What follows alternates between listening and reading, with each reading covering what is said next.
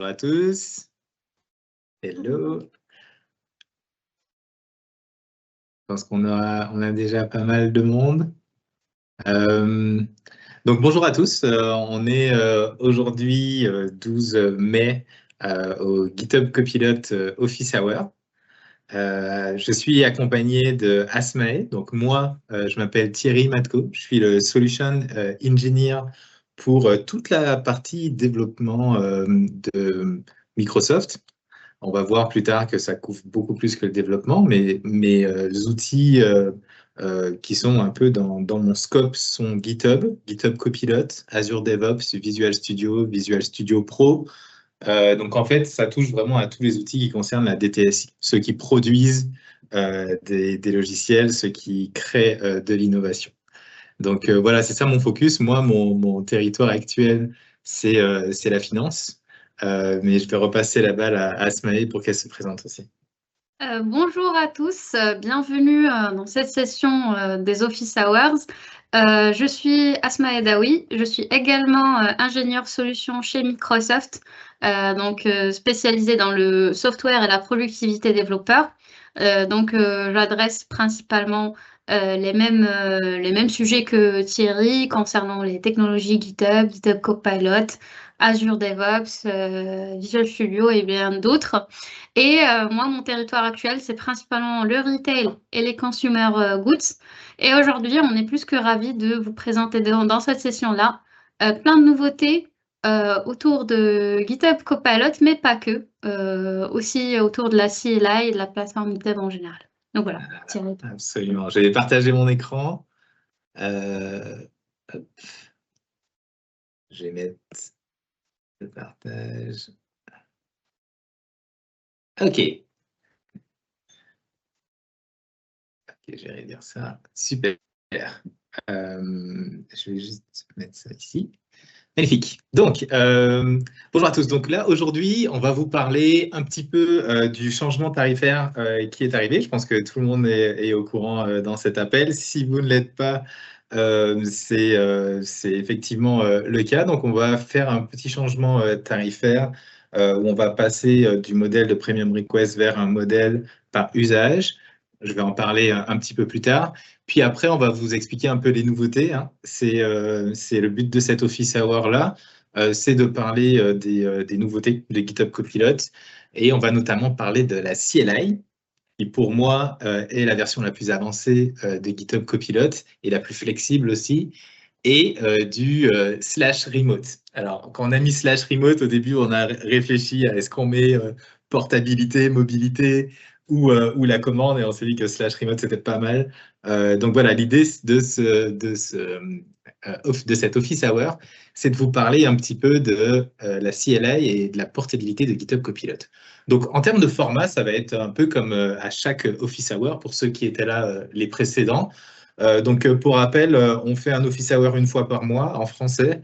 Le but, c'est de couvrir pendant 1 heure les sujets. Donc, on va faire 20 minutes de présentation environ et après une trentaine de minutes de Q&A pour répondre aux questions qui n'ont pas été répondues dans les sessions précédentes et pourquoi pas prendre quelques questions que vous aurez posées aujourd'hui. Et surtout pas, n'oubliez surtout pas de vous inscrire également pour l'Office Hour du mois prochain où on pourra répondre aux questions qui n'ont pas pu être répondues pendant cette session. Alors, l'Office Hour est complètement gratuit, donc n'hésitez pas à partager autour de vous. N'hésitez pas à donner des détails sur vos projets quand vous posez des questions, c'est le but.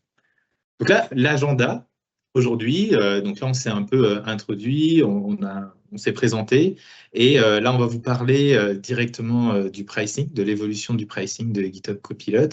Et puis après, on va passer un peu plus sur les démos, sur les nouveautés de la CLI. Je pense que le pricing, c'est bien d'en parler dès le début. Je pense que ça concerne beaucoup d'entre vous qui se sont inscrits à cet Office Hour. Donc l'idée, c'est de vous expliquer un peu c'est quoi cette évolution-là et, surtout quelles fonctionnalités ça pourrait apporter de nouveau chez GitHub Copilot. Puis après, on va répondre aux questions, bien sûr. On est là pour ça. OK. Donc,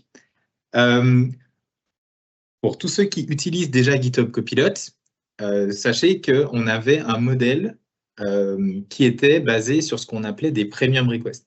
Les premium requests, en résumé, que vous demandez à GitHub Copilot, que vous lui dites bonjour ou alors fais-moi toute la suite de tests de mon application, il consommait une seule premium request. En tout cas, le multiplier qu'il y avait en fonction du modèle, si le modèle était plus ou moins gros. On avait des modèles gratuits et des modèles payants, et à chaque fois, il y avait un multiplier, mais disons que la majorité, c'était une premium request, que la tâche soit petite ou très grosse. Là, on est passé plutôt sur un modèle par usage, donc on va avoir un certain nombre de AI credits qui va du coup évoluer pour offrir en fait la possibilité d'avoir accès à des modèles avec une plus grande fenêtre de contexte. Donc en fait, on s'aligne sur le marché, hein. Vous allez avoir un certain nombre de crédits pour pouvoir consommer des tokens qui vont être propres à chaque provider de modèles. Et en fonction de ça, vous pourriez consommer vos AI credits par utilisateur. Avec ça, il y a pas mal de nouvelles fonctionnalités qui vont arriver, notamment l'accès à des modèles avec des plus grandes fenêtres de contexte. Aussi le système de pooling, donc c'est-à-dire que les AI credits que vous aurez, en fait, vous aurez un certain seuil, mais vous pouvez allouer certains utilisateurs de pouvoir piocher dans le pool global de la compagnie. Donc aujourd'hui, avec les premium requests, vous savez, dans le mode business, vous en avez 300 premium requests. Si jamais vous ne consommez pas tous ces 300 premium requests, vous les avez perdus. Le mois prochain, ça revient à 0. Là, aujourd'hui, avec le nouveau modèle qui sera appliqué le 1er juin, vous pourriez piocher dans le pool général de ceux qui n'ont pas forcément consommé tout leur AI credit. Donc, c'est vraiment l'idée, c'est de pouvoir optimiser, faire pourquoi pas du FinOps et également pouvoir standardiser un peu la consommation des AI credits, la consommation de tokens. Voilà, je pense que Asmaï, tu voulais rajouter quelque chose? Tout à fait, Thierry. Donc, juste pour rebondir sur ce point-là, la notion de siège, elle est toujours conservée. Donc, on a toujours la notion de siège Copilot Business à 19 $ contre un siège à 39 $ pour la version Copilot Enterprise. Ça, on le maintient toujours. Pour les prix, vous voyez qu'on reste sur les mêmes prix. Ce qui change, comme l'avait mentionné Thierry, c'est que pour chaque siège GitHub Copilot, vous aurez une valeur en token. En l'occurrence, ça sera 19 $ en token pour la partie Copilot Business et 39 $ en token pour la partie Copilot Enterprise. Un AI Credit, juste pour spécifier, c'est quoi un AI Credit? Tout simplement, c'est 1 centime. Donc, pour avoir l'équivalent en AI Credit, suffit juste de multiplier le prix, donc 19 $ fois 100, vous aurez l'équivalent en AI Credit, d'où le 1900 AI Credit que vous voyez pour la partie Copilot Business et le 33 900 AI Credit pour la partie Copilot Enterprise. Donc, en poulant tous ces AI credits dans une même piscine, ça va vraiment permettre un peu aux utilisateurs plus heavy, donc aux super utilisateurs, de consommer les tokens des utilisateurs qui sont beaucoup plus light, qui n'utilisent pas GitHub Copilot à son plus grand potentiel. Donc ça, c'est le changement par rapport aux premium requests, comme l'a mentionné Thierry. Les premium requests, à la fin du mois, on les perd si on ne les utilise pas. Mais cette notion disparaît avec les pools. Juste un autre point à mentionner, c'est qu'en fait, on va vous offrir une période promotionnelle de 3 mois. Donc, à partir du 1er juin, donc pendant juin, juillet, août, vous bénéficierez d'une offre promotionnelle où pour chaque siège Copilot Business, vous aurez une valeur de 30 $ en token au lieu de 19. Donc, ça vous fait 3000 AI credits par siège. Et pour Copilot Enterprise, vous aurez une valeur en token de 70 $. Donc, ça vous fait 7000 AI credits. Donc, le but de cette offre promotionnelle-là, c'est de vous permettre de naviguer cette transition et de commencer à construire toute la vision autour de la budgétisation, autour de ce nouveau modèle-là qui est basé sur les tokens. Et bien évidemment, nous, les équipes Microsoft ou GitHub, on est là pour vous accompagner dans la mise en place de cette stratégie, que ce soit de l'optimisation de coûts, de l'optimisation de tokens, de la budgétisation. Voilà. Voilà. C'est ça. Et il y a une nouvelle fonctionnalité qui va arriver aussi, c'est la capacité d'allouer des budgets par utilisateur directement. Donc, c'est clairement là que vous pouvez allouer un budget supplémentaire pour aller piocher dans le pooling par utilisateur.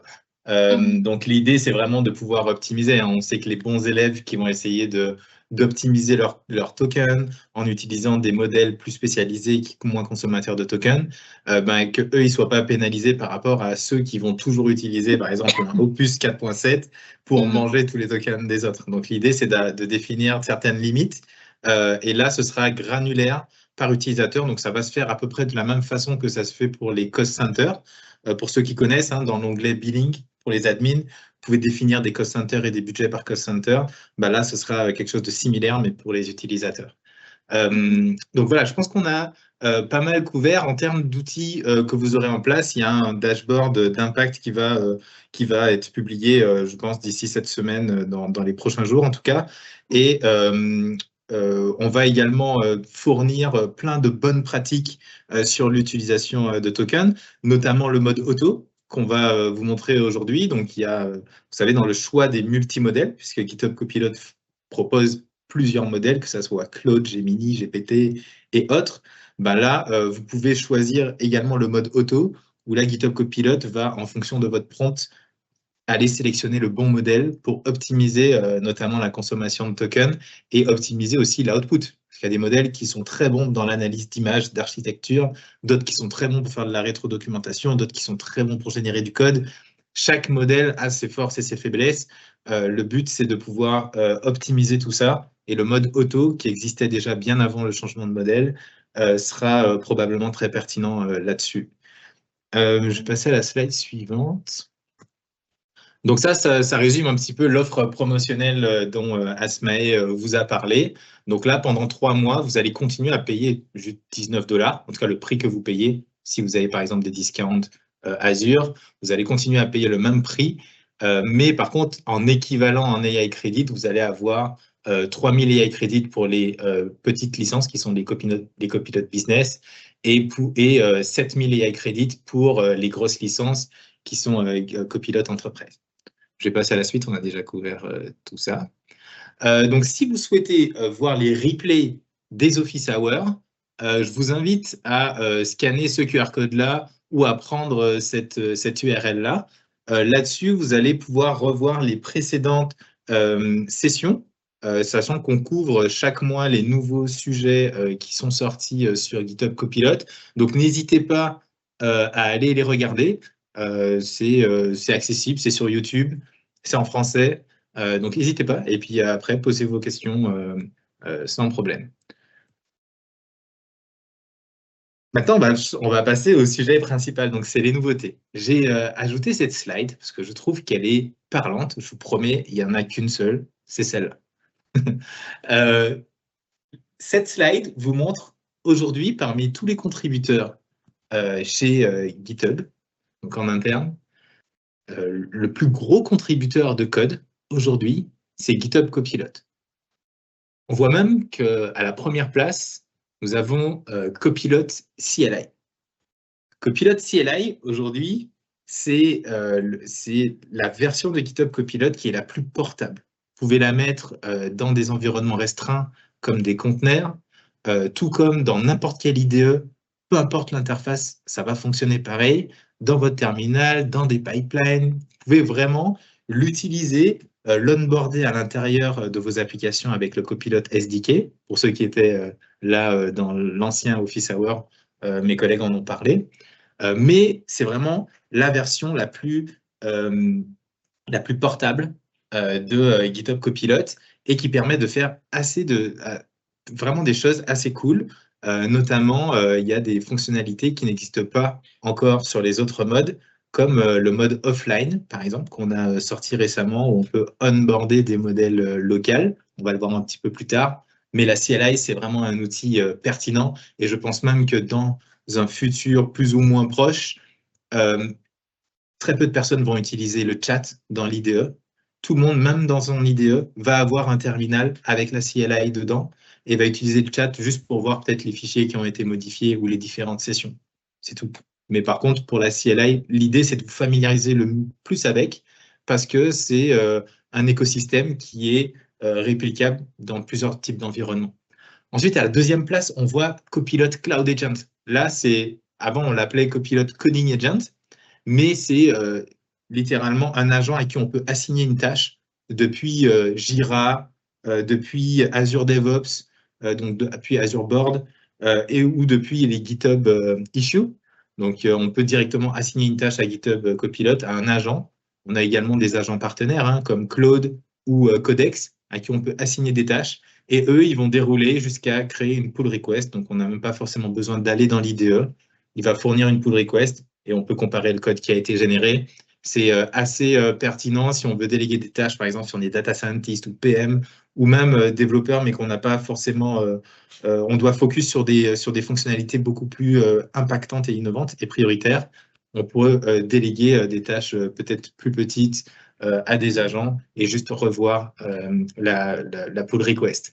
Donc, on voit en tout cas que là, GitHub Copilot produit énormément de code, voire même la majorité du code chez GitHub. Et comment on peut arriver à ce stade pour être une frontière firme? C'est notre histoire, c'est ce qu'on veut vous partager en globalité dans tous ces office hours-là. Comment vous pouvez arriver à ce stade-là pour votre compagnie. Donc, on a focus aujourd'hui sur la GitHub Copilot CLI et la portabilité de tout ça. Je vais passer la balle à Asmae pour qu'elle puisse vous faire quelques petites démos. Yes, merci Thierry. Alors, je vais partager mon écran vite fait. Je crois que c'est bon. Oui. Super. Ça charge. D'accord. Donc, la première démonstration qu'on va vous faire aujourd'hui, elle concerne le mode remote. Le mode remote, c'est le mode qui va vous permettre, à partir de votre CLI, de transférer votre session vers la plateforme github.com, que vous la streamez en temps réel, ou vers l'application mobile GitHub. C'est un souci qu'on rencontrait assez souvent par le passé. Quand on ouvrait notre CLI, on lançait une tâche peut-être complexe et on se retrouve par la suite à devoir peut-être fermer le laptop, aller dans une réunion ou autre. Et pour le coup, ok. Et normalement, on perdait tout le contexte par la suite. Du coup, le mode remote de la CLI, c'est ce qui va permettre de résoudre ce problème-là en streamant en temps réel votre session depuis la CLI vers la plateforme GitHub ou vers l'application mobile. Donc là, je vais ouvrir mon Windows PowerShell. Je vais lancer Copilot. Je vais le lancer en mode YOLO. Si vous connaissez le mode YOLO, c'est pour lui donner la main d'opérer d'une manière autonome et d'approuver toutes les actions qu'il va rencontrer en cours de route. Donc là, je vais lui demander juste simplement de créer une page web statique et qui va, où dedans, je vais mettre une animation de Mona, donc qui est la mascotte officielle de GitHub. Donc, je vais lui envoyer ça dans la CLI. Donc voilà, on voit que c'est en train de mouliner. Donc voilà, donc il a pu me créer l'animation. Et donc là, je vais essayer de la lancer. Donc pour ouvrir ma page web, je vais écrire à la CLI, donc start monaanimation.html, comme il l'avait recommandé.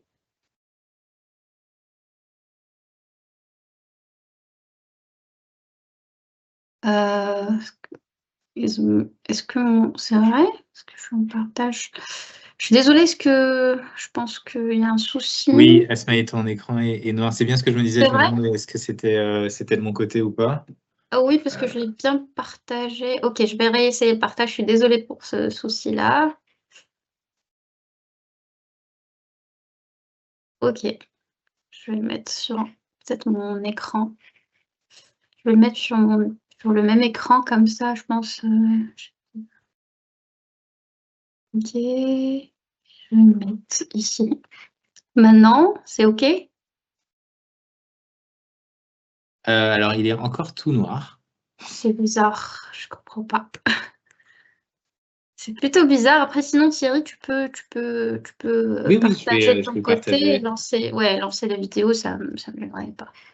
Mais c'est plutôt bizarre parce que moi, de mon côté, je le vois. C'est pas. Regarde de mon côté pour voir si c'est OK. Oui, oui, c'est ok, c'est ok. C'est Super. OK?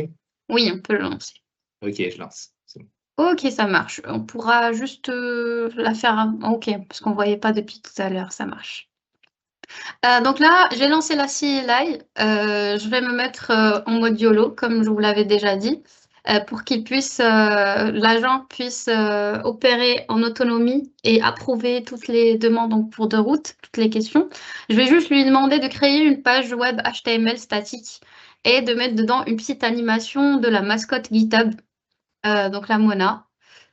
Donc voilà. On va voir comment par la suite.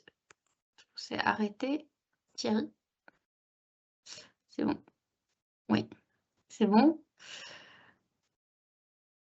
Ok. Donc là, c'est en train de mouliner.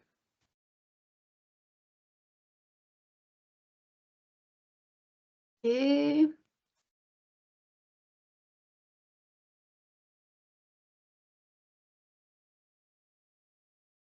donc voilà. Donc on voit bien qu'il a créé la page avec toutes les features. On pourra maintenant l'ouvrir sur notre browser. Donc je vais juste taper start monaanimation.html pour avoir la page. Voilà. Et donc, je vais choisir le navigateur par défaut. Donc là, on va voir juste à quoi ça ressemble. Donc voilà ma page web avec une petite animation de la mascotte, toute mignonne. Donc maintenant, je ne veux pas perdre ma session actuelle sur la CLI. Ce que je vais faire, c'est que je vais activer le mode remote, donc avec /remote, pour ouvrir la même session, mais sur la plateforme github.com, pour pouvoir récupérer toute l'historique de ma session de la CLI et éventuellement continuer sur la plateforme GitHub au lieu de la CLI. Donc là, voilà, j'ai fait un /remote, on voit le statut de remote control qui est déconnecté. Donc là, la CLI m'a recommandé de mettre remote/remote on. Et donc, on voit bien que ça me génère un URL. Donc, il va me rediriger vers la page GitHub avec la session qui était sur la CLI. Donc là, on voit bien toute l'historique de la session qui a été vraiment transférée telle qu'elle au niveau de GitHub. Et je peux par la suite continuer sur la plateforme au lieu de la CLI. Donc voilà. Donc là, je suis C'est en train de vraiment, mettre la page. c'est Oui. vraiment incroyable. Imaginez-vous, vous êtes sur votre bureau, vous allez prendre un café, vous Mm. mettez juste un /remote on, et là, sur votre téléphone, vous pouvez directement continuer avec l'application, parce que si vous n'êtes pas au courant, il y a une application mobile Oui. GitHub sur Oui. laquelle vous pouvez vous connecter. Et là, directement, vous pouvez continuer votre session là-dessus et updater en live tout ce qui est en train de se passer. C'est assez Voilà. ouf. Tout à fait. Et donc voilà, c'est ce que je lui avais demandé. Donc ça marche tout aussi bien sur la plateforme GitHub que sur l'application mobile. Donc voilà. Bah, super, merci Thierry. Super. Donc ouais, donc là, ça marche à la fois. On vous a montré juste la partie CLI et github.com ou GHE, en tout cas sur votre plateforme GitHub où on peut revoir la session. Sachant que les sessions sont accessibles directement depuis GitHub, euh, mais aussi ça fonctionne à la fois sur le mobile. Si vous avez GitHub Desktop, l'application, vous savez, sur votre desktop, bah, ça va fonctionner aussi. Vous pouvez récupérer votre session là-dessus. C'est super bien en termes de portabilité de vos différentes sessions. pour votre travail au quotidien. On va vous partager une deuxième démo. Cette fois-ci, elle concerne Bring Your Own Key et le mode offline. Donc, c'est une nouveauté qui intéressera vachement nos clients côté, dans les secteurs régulés en général, banque, assurance, santé, secteur public, qui, pour des raisons de souveraineté et de gouvernance, ont besoin de tourner des modèles en local. Donc, c'est ce qu'on va essayer de vous montrer. On va vous montrer comment cela fonctionne avec Foundry Local. Donc, je ne sais pas si vous êtes familier avec Microsoft Foundry. C'est tout simplement un fournisseur de modèles IA et Foundry Local, c'est la version locale de Foundry. Donc, je peux commencer déjà par l'installer. Si vous êtes sur Windows, c'est avec un winget install Microsoft.Foundry Local. Sur Mac, c'est avec, vous pouvez l'installer avec Brew. Donc là, moi, je l'ai déjà installé et pour vérifier qu'il existe, une petite commande Foundry version. Par la suite, si je veux connaître le statut, je fais un Foundry Service Status pour voir l'endpoint de Foundry Local. Donc là, on voit bien qu'il écoute sur le port 52335. Pour avoir la liste de tous les modèles que me propose Foundry Local, je peux faire un Foundry Model List. Donc là, il me liste tous les modèles qui s'y trouvent. Donc, on a notamment les modèles Qwen, sur quel device ils tournent, GPU ou CPU, la tâche, etc. L'ID du modèle. On a les modèles Qwen, comme le Qwen 2.5, les modèles Phi, comme Phi 4, Phi 3.5, etc. Donc ça, c'est une liste de modèles qu'on peut exécuter, qu'on peut run en local. Et pour avoir les modèles qui sont déjà installés, je peux simplement lancer la commande Foundry Cache List. Donc là, je vois bien que j'ai déjà installé Qwen 2.5, Phi 4, GPT OSS 20B, etc. Donc là, je vais exécuter l'un des modèles que j'ai déjà. Je vais faire un Foundry Model Run. Ça, c'est pour exécuter les modèles que j'ai. J'ai choisi le Qwen 2.5. Donc, j'ai copié-collé l'ID de mon modèle. Donc là, il est en train de le charger. Voilà. Donc, ça prend généralement du temps vu que ça tourne sur la machine locale. Voilà. On peut juste passer. Et donc voilà, on voit que la partie interactive chat a été activée. Je vais juste entrer un petit prompt pour montrer que ça marche. Je vais lui dire, par exemple, say hello in French. Rien de très compliqué. Donc voilà. Donc on voit bien que là, je travaille. Donc là, le modèle utilisé pour l'inférence est bien un modèle en local. Donc tout est OK. Maintenant, comment utiliser ce modèle-là et le faire tourner sur la CLI. Avant de commencer, il faut déclarer un ensemble de variables d'environnement, notamment l'endpoint exposé par Foundry Local. Donc en l'occurrence, ça sera celui-là qu'on va venir récupérer, celui qu'on avait trouvé dans Foundry Service Status, si vous vous rappelez bien. Je vais juste faire un /v1 parce que c'est l'endpoint que Foundry expose. Ensuite, je vais aussi définir le modèle et le provider. Donc, le type de provider, pour le coup, c'est OpenAI, parce que c'est des API OpenAI compatibles.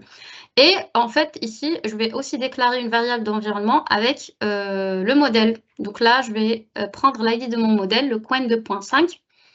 Et ensuite, je vais activer le mode offline. Par mode offline, ça veut dire que ça va désactiver toute communication avec la plateforme GitHub. Donc, pas de communication avec le cloud, ni rien du tout. Et même pas de télémétrie. Et donc, par la suite, je vais lancer la CLI Copilot. Et donc là, par la suite, on va voir que dans le modèle, si je fais un yes, dans le modèle, ici, tout en bas, vous voyez qu'il y a Qwen 2.5, 0.5, instruct, voilà, le modèle en local qu'on avait sélectionné.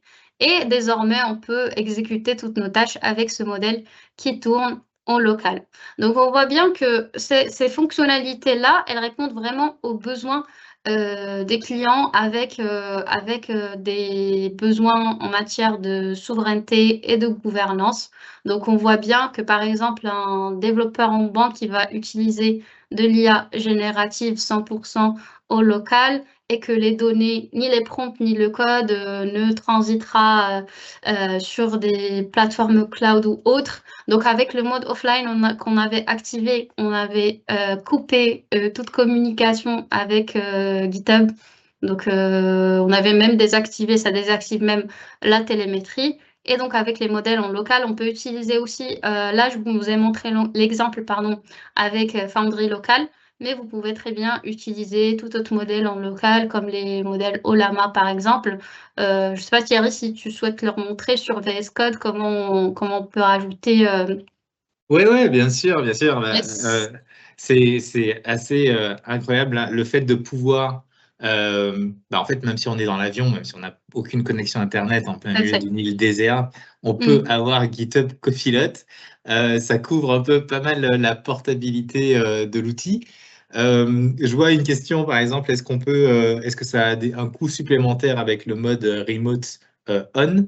La réponse est non, hein. Vous consommez à chaque fois que vous allez poser une question à GitHub Copilot, ça va être un certain nombre de tokens qui vont être consommés à ce moment-là. Il n'y a pas de coût supplémentaire pour tout ça. Je vais vous montrer un petit peu alors, bien sûr, là, vous connaissez tous Awesome Copilot, je suppose. Pour ceux qui ne connaissent pas, c'est un repo public qui référence beaucoup de fichiers Markdown tels que des agents, des instructions, des skills que vous pouvez réutiliser. Mais c'est un autre sujet. Et là, je ne vais pas en parler, mais je peux vous montrer rapidement. Voilà, vous pouvez réutiliser tout ça en local si vous le souhaitez. Mais ce que j'aimerais vous montrer, c'est que aussi si par exemple je vais dans une entreprise où je suis honneur, là je peux récupérer déjà les sessions de mon GitHub Copilot, donc toutes les sessions que j'ai déjà eues auparavant. Pour la partie AI Control, là on vous a montré comment utiliser les modèles via Foundry Local ou alors même des modèles absolument en local. Mais sachez aussi que depuis GitHub, depuis votre GHE, vous avez du coup les modèles fournis et certifiés par GitHub. Sachez que la bonne pratique, c'est d'abord d'utiliser ces modèles-là parce qu'on les recommande, on les a déjà testés. C'est des modèles qu'on va approuver avant de pouvoir les rendre disponibles à tous nos clients. Et en plus, vous pouvez définir des policies bien spécifiques pour chacun de ces modèles-là. Vous avez la possibilité aujourd'hui de faire du local, comme on vient de vous le montrer, en mode offline, mais vous avez aussi la possibilité d'ajouter des modèles custom via différents providers. Donc, on reste dans cette logique d'être agnostique. Je pense que c'est la force et l'un des premiers piliers de GitHub.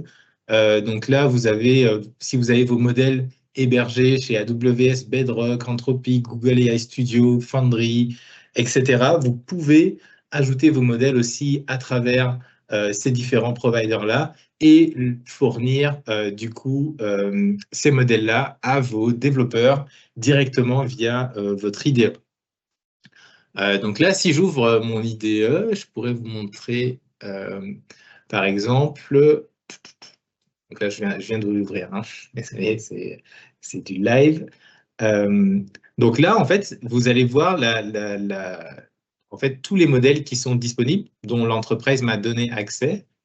Alors, voilà, donc là, c'est tous les modèles qui sont disponibles pour moi. On voit que là, j'ai un modèle Olama 4 que j'ai pu ajouter directement via mon IDE. Donc, typiquement, pour le faire, alors il faut être vraiment dans le mode local ici, hein, pas dans le Copilot CLI ni dans le mode cloud. Il faut être dans la version classique, disons, en local. On va dans le mode auto ici. On va ici dans l'engrenage. Et on peut voir qu'on a pas mal de modèles déjà disponibles qu'on peut aller sélectionner et ajouter à notre liste.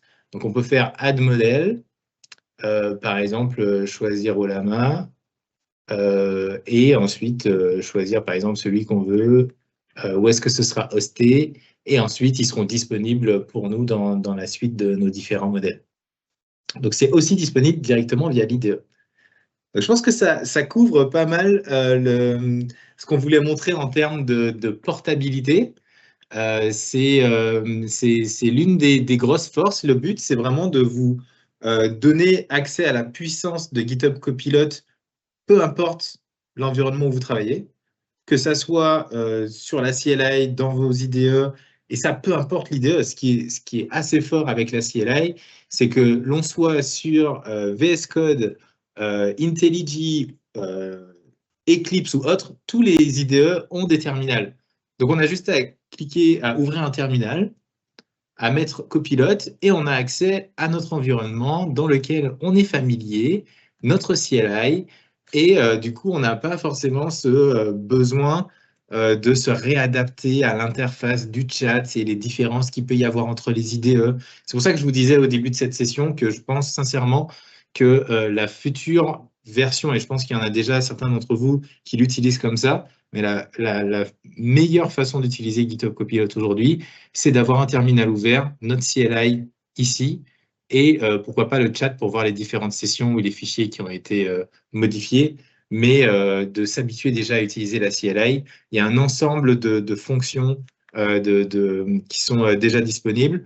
Vous pouvez écrire aussi help, hein, et puis GitHub Copilot va vous fournir la liste des commandes que vous pouvez mettre dans GitHub Copilot CLI. C'est assez puissant, c'est assez versatile et c'est hyper portable. Donc, n'hésitez pas à l'utiliser. Voilà, maintenant, on va passer un petit peu sur les questions qui n'avaient pas été répondues lors de la dernière session. N'hésitez pas à poser vos questions hein, si vous le souhaitez dans le chat, on va y répondre aussi. Je vais revenir sur ma slide. Donc voilà, déjà, qu'est-ce qu'il y a de nouveau? Donc là, on vous a fait les différentes démos. Qu'est-ce qu'il y a de nouveau chez GitHub Copilot? Donc on a GPT 5.5 qui est GA, donc qui est General Availability pour tout le monde. Cloud Opus 4.7 aussi. Sinon, vous le savez, alors c'est des fonctionnalités qui sont déjà disponibles pour tous nos clients en Europe. Donc le Data Residency pour les US et l'Europe. Ça, c'est disponible. Aussi, si vous avez des environnements air-gapped, si par exemple vous travaillez dans un écosystème militaire ou avec certaines applications ultra confidentielles et que ces environnements-là sont complètement coupés d'Internet, vous pouvez utiliser la démo qu'Asmae vous a montrée. Vous pouvez utiliser GitHub Copilot directement dans ces environnements-là, sans connexion à Internet avec le mode offline et des modèles en local. Alors, ça, vous n'aurez pas le meilleur output de GitHub Copilot, mais vous pouvez déjà réutiliser potentiellement la librairie de fichiers Markdown de prompts réutilisables que vous avez créé. Avec ces modèles-là, vous pouvez quand même avancer et standardiser l'utilisation de GitHub Copilot, même dans des environnements restreints. Le Data Residency, ce que ça promet, c'est de fournir une inférence en Europe. C'est-à-dire que toutes les transactions, déjà, on ne stocke pas vos données, mais toutes les transactions qui se passent entre GitHub Copilot, les modèles et votre contexte restent uniquement en Europe et ne sont pas basculées autour de la planète. Ça reste 100% en Europe. Ensuite, on a eu plusieurs features qui sont sorties. Bon, vous les connaissez, le mode plan, ça c'est vraiment la bonne pratique. Aujourd'hui, la bonne pratique, c'est d'abord d'utiliser le mode plan quand vous demandez quelque chose à GitHub Copilot, puis de passer au mode agent pour implémenter ce que vous avez prévu de faire. C'est vraiment la même logique que pour le DevOps, quand on fait de l'infrastructure as code, par exemple, on fait un Terraform plan avant de faire un Terraform apply. Ça se passe dans beaucoup de différentes pratiques dans notre domaine. Le but, c'est vraiment d'appliquer cette bonne pratique-là et de pouvoir modifier, pourquoi pas, le plan qui a été promis avant de pouvoir faire l'implémentation avec le mode agent. Ouais, il y a pas mal de choses qui sont sorties. On a parlé du mode auto. Le mode auto est disponible via la CLI aussi. Si vous souhaitez ne pas avoir à sélectionner des modèles ou en tout cas optimiser vos tokens utilisez le mode auto. Il est extrêmement pertinent. Ça fait économiser environ 10% de votre consommation totale. Donc, n'hésitez pas à l'utiliser. C'est vraiment très pertinent. Puis, de toute façon, dans les prochains jours, on va vous partager des one-pagers, plein de choses sur le nouveau modèle de facturation. Alors, en termes de questions qu'il y avait eu la dernière fois qui n'ont pas été posées, désolé pour les fautes, parce que j'ai copié-collé vraiment littéralement comment c'était écrit. Donc, il y en avait une. Est-il prévu de pouvoir appliquer la sélection automatique de modèles sur une seule famille, par exemple, la sélection automatique uniquement parmi les Claude ou uniquement parmi les GPT? Alors, aujourd'hui, si je reviens dans mon IDE, on peut voir que dans la liste des modèles que mon entreprise, que mes admins m'ont donné accès, j'ai accès à tout ça. Okay, et aussi au mode auto, qui permet de faire justement cette sélection automatique. La sélection automatique de ces modèles-là va s'appliquer sur les modèles qui sont disponibles pour moi. Si aujourd'hui, les admins décident de sélectionner uniquement les modèles Claude ou uniquement Gemini, ou en tout cas faire une sélection spécifique des modèles que j'aurai, si j'en ai que 3 par exemple, imaginons ces 3-là, Sonnet, IQ et Opus, bah à ce moment-là, le mode auto va basculer uniquement dans ces modèles-là. Donc, typiquement, là, si je peux répondre à ta question, ça va dépendre des modèles qui sont disponibles. En fait, le mode automatique va aller sélectionner parmi les modèles qui sont dispo pour vous. Et voilà. Donc, en fait, si vous avez que les modes, que les modèles Claude ou que les modèles de ChatGPT, ça va les sélectionner parmi ces modèles qui sont disponibles. Ensuite, il y avait une autre question. Ouais, que c'était par rapport à la facturation. Ouais, donc, est-il possible de souscrire à GitHub Copilot Pro ou Enterprise autrement que par carte bleue? Alors, oui. La bonne pratique même, c'est d'utiliser une Azure souscription. Donc, on peut le voir quand on crée une GitHub Copilot Enterprise. Donc là, je vais retourner.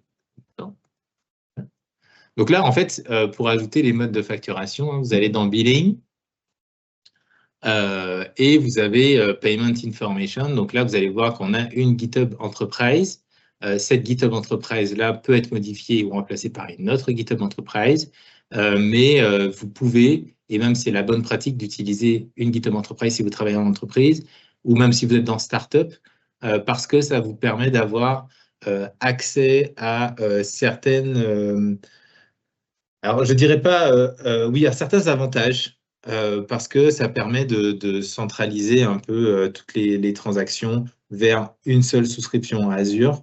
Donc, par exemple, si vous utilisez le cloud d'Azure, si vous utilisez d'autres types de services de Microsoft, le fait de centraliser tout ça, ça augmente du coup le coût qui passe via la souscription Azure.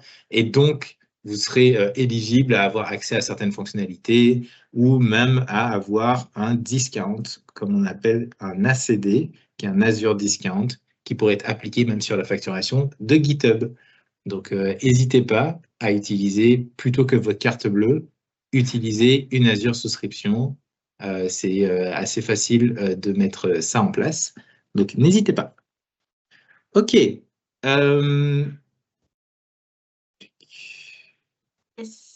De mon côté, Thierry, j'ai vu des questions dans le chat. Est-ce qu'il y a des coûts supplémentaires avec le mode Remote On? Donc ça concerne le mode Remote de la CLI.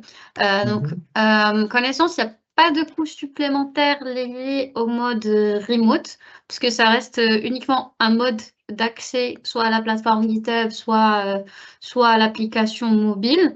Mais normalement, le coût, il dépendra forcément du modèle que vous utiliserez et des prompts, mais pas du mode d'accès. Donc, normalement, Exactement. ça n'engendrera pas...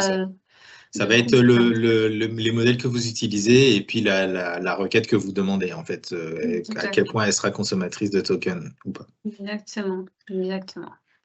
Il y a une autre question. Quels sont les plus de Foundry par rapport à Ollama? Alors, par Foundry, je pense que c'est plus Foundry local parce que vu que Ollama est un modèle LLM local. Donc justement, pourquoi Foundry local, pas Ollama?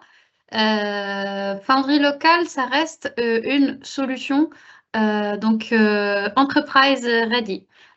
Qui dit solution enterprise ready, ça veut dire elle est pensée pour sécuriser les usages IA dès le départ. Avec des garanties de sécurité, de gouvernance et de conformité que vous ne trouverez pas forcément dans de l'open source. Donc, c'est plus adapté pour industrialiser des use cases d'entreprise, plutôt là où, par exemple, d'autres solutions open source, elles peuvent être limitées à de l'expérimentation et à du prototypage comme Ollama. Foundry local, comme je vous avais dit, c'est une solution pour entreprise avec des engagements sur la sécurité, la gouvernance, la traçabilité. Vos données, elles tournent 100% en local. Donc, il n'y a aucune exposition non maîtrisée qui pourra vous surprendre en cours de route et qui est pensée vraiment pour la production, pas uniquement le prototypage. Donc, C'est voilà. ça. Si je peux rajouter un petit peu plus aussi, vous savez, quand vous utiliserez le mode offline ou les modèles en local, la gouvernance sera dans votre main. En fait, ce sera à vous d'assurer cette gouvernance-là. Vous n'aurez pas la partie AI Control qui regroupe toute la gouvernance de GitHub Copilot qui sera appliquée, puisque à ce moment-là, vous aurez la CLI en local avec des modèles en local. Sachez que la partie gouvernance va être entièrement dans votre main, alors qu'avec un Foundry local, vous aurez quand même une certaine partie de gouvernance. Vous aurez le choix d'avoir plusieurs modèles aussi, et puis la disponibilité des modèles. Ça permet, dans tout cas, de s'assurer que tout fonctionne correctement, plutôt que de le faire avec de l'huile de coude, comme on dit. Donc, n'hésitez pas à l'utiliser. C'est quand même quelque chose de pertinent. Après, encore une fois, la bonne pratique, c'est d'utiliser les fonctionnalités natives de GitHub Copilot et d'utiliser les modèles qui sont disponibles ici. Utiliser vraiment les modèles locaux dans des cas extrêmes par souci de performance, tout simplement. Pour la partie, j'ai vu un autre message. Pour la rediffusion des sessions précédentes, voici le lien. Donc, je vous le remets en gros. Vous pouvez le copier-coller. Donc, c'est aka.ms, GHC, Office Hours, avec un S, et Replay. Ou alors, scanner le QR code. Là, ça va vous rediriger. Effectivement, les sessions ne sont pas directement disponibles. Je vais regarder, je vais demander en interne pourquoi ça s'est arrêté en novembre, si c'est bien le cas, ou si ce lien est désuet, mais je ne pense pas que ce lien est désuet, il est toujours actif. Par contre, le replay des sessions précédentes peut être décalé. C'est logique, le temps que nous traitons les différentes vidéos et que nous les publions sur YouTube. Mais par contre, si vous souhaitez avoir les toutes dernières nouveautés, je le rappelle, n'hésitez pas à vous inscrire pour la session du mois prochain. On va rentrer un peu plus dans les détails sur le nouveau modèle de facturation parce qu'il y sera appliqué le 1er juin. Donc, si vous voulez aller un peu plus en profondeur, n'hésitez pas à vous inscrire. Ce sera le 9 juin. Et sinon, vous avez aussi des ressources. Donc, je vous laisse encore un petit moment sur cette slide-là. Mais si vous voulez avoir accès à des vidéos assez courtes qu'on appelle les GitHub Copilot Tips, n'hésitez pas à y aller. Elles sont vraiment cool. C'est Daniel Mépiel, un de nos collègues en France, qui vous explique vraiment des petits tips avec GitHub Copilot. Quelle commande utiliser, comment garder notre session, comment revenir à une session précédente, comment voir l'historique et récupérer l'historique de nos sessions directement depuis la CLI, comment onboarder tout ça, ou alors standardiser votre librairie de prompts réutilisables au sein de l'organisation et distribuer aussi les agents que vous avez customisés, les custom agents, directement à l'échelle de toute l'organisation. Il va vous expliquer vraiment chacune des tips. Aussi, vous avez accès au learn.github.com/skills ou juste learn.github.com. Vous pouvez aller dans les courses, dans les skills, etc. C'est super bien. C'est nouveau. C'est un site qui référence du coup plein de démos, de hands-on lab, de plein de choses que vous pouvez faire sur la plateforme GitHub. Il y a un onglet First Day on GitHub, après First Week on GitHub, et en dessous, vous allez voir qu'il y a aussi des courses vraiment spécialisées sur GitHub Copilot, notamment sur la CLI, sur le SDK, etc. Donc, vous pouvez commencer, peu importe votre niveau. Ça regroupe vraiment l'ensemble des informations que vous pouvez avoir sur GitHub en général. Donc, n'hésitez pas à aller voir cette plateforme-là. Elle est vraiment bien. Si vous souhaitez un hands-on lab, où vous pouvez commencer peu importe le niveau. Parfois, on l'utilise en hackathon, hein, où on accompagne nos clients, mais sachez que c'est gratuit, c'est disponible pour vous. Vous pouvez vous aller dessus, essayer, peu importe le niveau. C'est accessible. Vous pouvez directement utiliser concrètement les fonctionnalités de GitHub Copilot. C'est vraiment un lab qui est guidé étape par étape sur les différentes fonctionnalités de GitHub Copilot. Donc, n'hésitez pas à aller le voir. C'est super bien construit, je trouve, pour n'importe qui veut prendre en main. Et même si vous n'êtes pas développeur, allez-y, c'est super cool. Et on a aussi cette URL spécialisée pour la CLI. Donc, elle est disponible hein, via le GitHub Learn. Si vous allez sur la CLI, vous allez retomber sur le même repo. C'est vraiment un lab. Mais n'hésitez pas à aller voir. C'est GitHub Copilot CLI for Beginner. Alors, c'est aka.ms. Vous savez, tous les liens chez Microsoft commencent par aka.ms. Donc, /copilot-cli-for-beginners. Et là-dessus, vous pouvez vraiment tester. En plus, il y a des références avec Awesome Copilot. C'est la librairie dont que je vous ai parlé tout à l'heure. Du coup, n'hésitez pas à aller voir. C'est assez cool et ça vous permet de prendre en main la meilleure version de GitHub Copilot et la plus portable possible, qui est la CLI.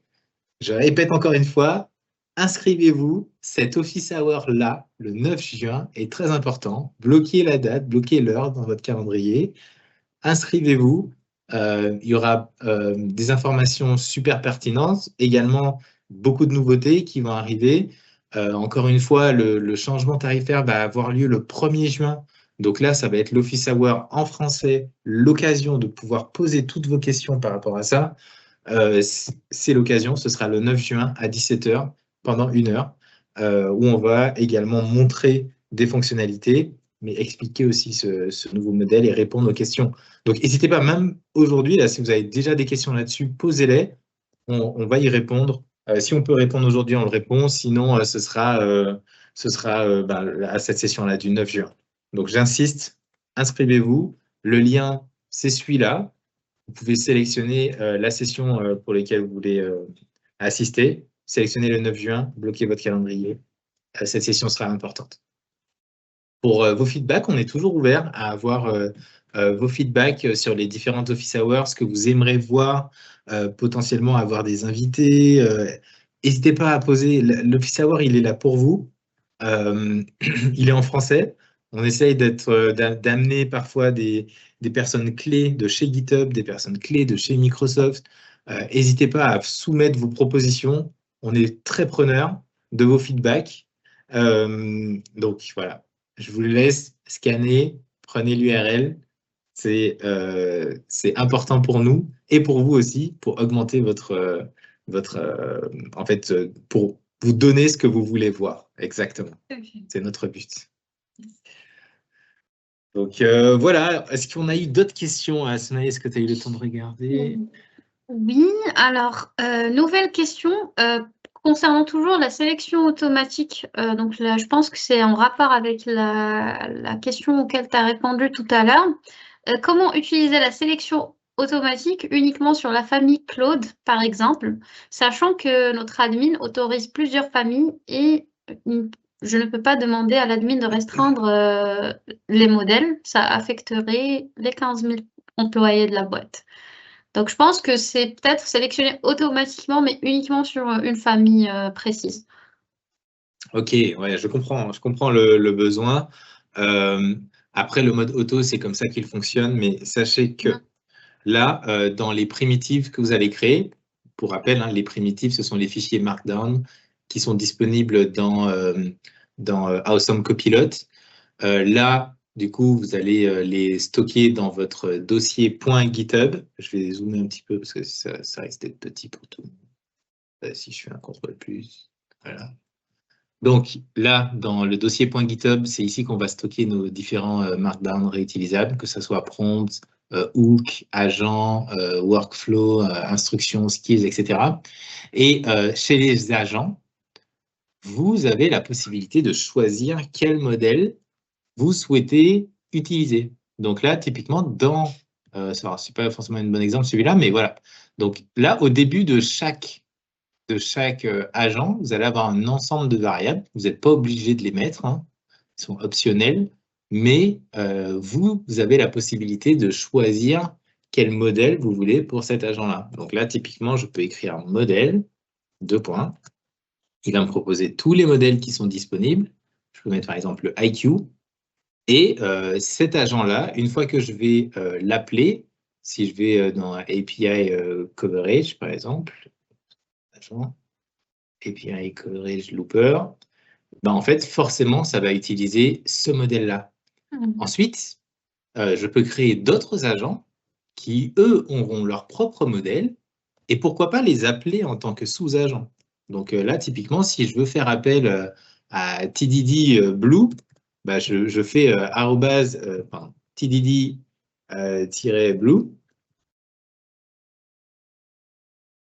Et là, en fait, GitHub Copilot, ce qu'il va faire, c'est qu'il va appeler cet agent-là comme un sous-agent à l'intérieur de mon prompt. Donc, ça peut être aussi une option hein, pour optimiser la consommation de tokens, d'avoir un agent orchestrateur avec un gros modèle et ensuite des modèles plus petits qui vont être appelés en tant que sous-agents avec leur prompt spécifique, avec leur propre spécialité, comme ça, en faisant un @tdd blue ou alors avec le mode hands-off. Vous savez que là, il y a des variables qui s'appellent hands-off qui permettent de passer la balle à un autre agent une fois que le prompt est complètement terminé. Donc là, typiquement, ce qu'on va faire, c'est qu'on va dire, une fois que le prompt est terminé, passe la balle à l'agent qui sera défini ici. Donc on peut voir, par exemple, est-ce que j'en ai un autre qui est un peu plus...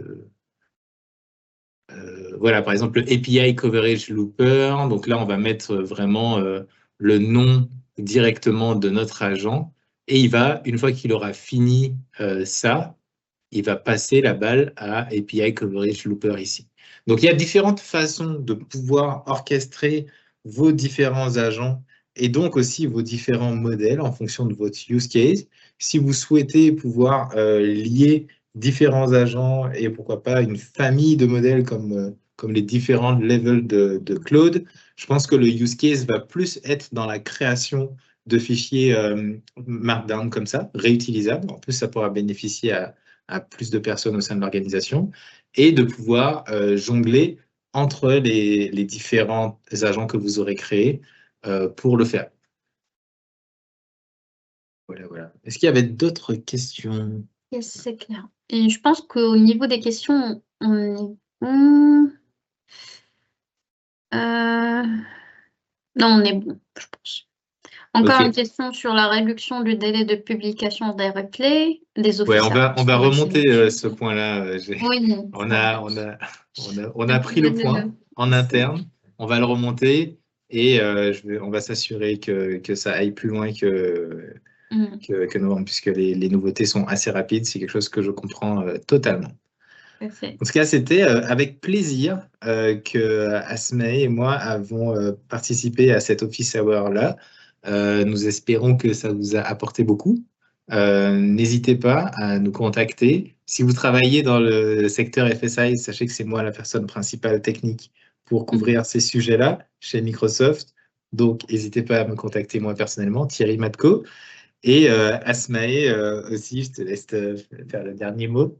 Tout à fait. Donc, on espère que cette session vous aura plu et on vous donne rendez-vous à la prochaine session, celle de juin.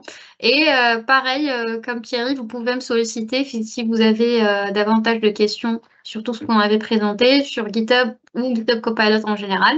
Moi, en tout cas, je suis sur le territoire du retail. Donc, si il y en a parmi vous qui travaillent dans ce domaine-là, n'hésitez surtout pas. Donc, ce sera avec un grand plaisir. Donc, voilà. Merci beaucoup. Passez une Merci. bonne journée. Au revoir. Merci à tous. Au revoir.